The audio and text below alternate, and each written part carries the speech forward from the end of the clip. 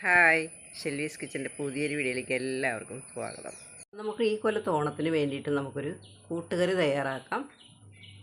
കൂട്ടുകറി തയ്യാറാക്കാനായിട്ട് നമ്മൾ ഒരു 250 കടല, ചെറിയ കടല നമ്മൾ വെള്ളത്തിയിട്ട് തലേദിവസം വെള്ളത്തിയിട്ട് കുതിർത്ത് വെച്ചതാണ്. നമുക്കിതൊന്ന് വേവിച്ചെടുക്കാം. കടല നമുക്ക് ഈ കുക്കറിലേക്ക് ഇട്ട് കൊടുക്കാം. 1 ടീസ്പൂൺ മഞ്ഞൾപ്പൊടി ഇട്ട് കൊടുക്കാം. ആവശ്യത്തിന് ഉപ്പിട്ട് കൊടുക്കാം. കടല വേവാൻ ആവശ്യത്തിനുള്ള വെള്ളം ഒഴിച്ചു കൊടുക്കാം. നമുക്ക് ഒരു 4 വിസിലടിച്ച് നമുക്ക് എടുക്കാം. 250 ചേന അരി നമ്മൾ കഴുകിയെടുത്താണ് ചേർത്ത് കൊടുക്കാം.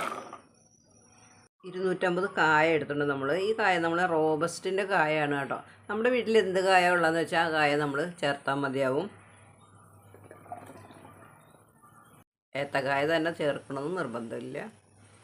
ഇനി ഒരു കഷ്ണം നമുക്ക് ചേർക്കാനുണ്ട്. ഇത് പപ്പായാണ്. പപ്പായ നമ്മുടെ വീട്ടിലുണ്ടായ പപ്പായാണ്.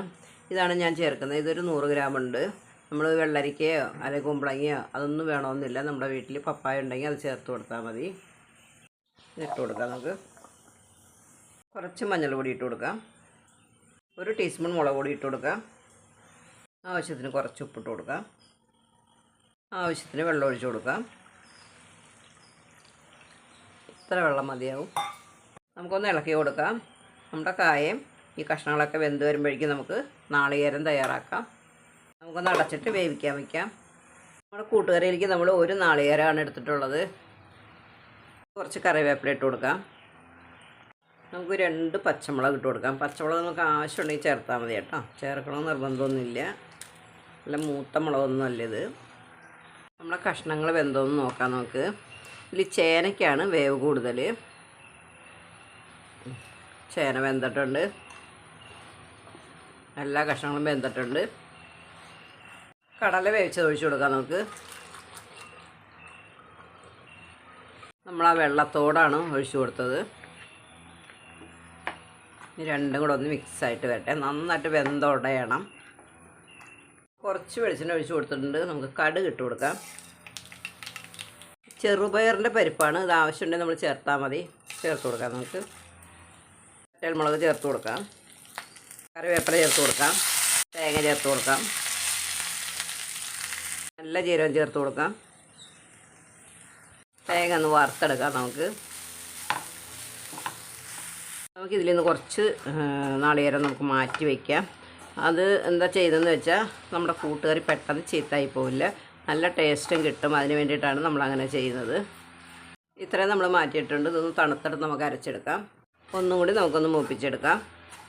ഈ ഒരു രീതിയിൽ നമുക്ക് ഇങ്ങനൊന്ന് മൂത്ത് കിട്ടിയാൽ മതി.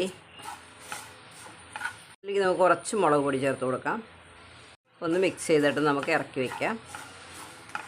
എന്തുടഞ്ഞ് വന്നിട്ടുണ്ട്. നമുക്കിനി അരപ്പ് ചേർത്ത് കൊടുക്കാം.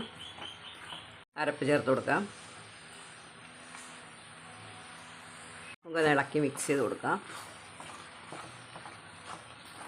നന്നായിട്ട് ഇളക്കി മിക്സ് ആക്കിയിട്ടുണ്ട്. നമുക്കിനി വറുത്ത് വെച്ച് നാളികേരം ഇട്ട് കൊടുക്കാം. ഇളക്കി കൊടുക്കാം.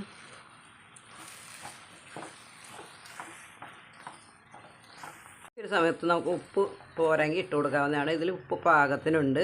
നമുക്കിടേണ്ട ആവശ്യമില്ല. നമ്മുടെ വീട്ടിലുള്ള കഷ്ണങ്ങൾ വെച്ച് ഇങ്ങനെ ഒരു കൂട്ടുകറി നിങ്ങളൊന്ന് തയ്യാറാക്കി നോക്കൂ. അടിപൊളി ഓണാക്കൂ. ഈ ഒരു പാത്രത്തിലേക്ക് നമുക്ക് മാറ്റാവുന്നതാണ്.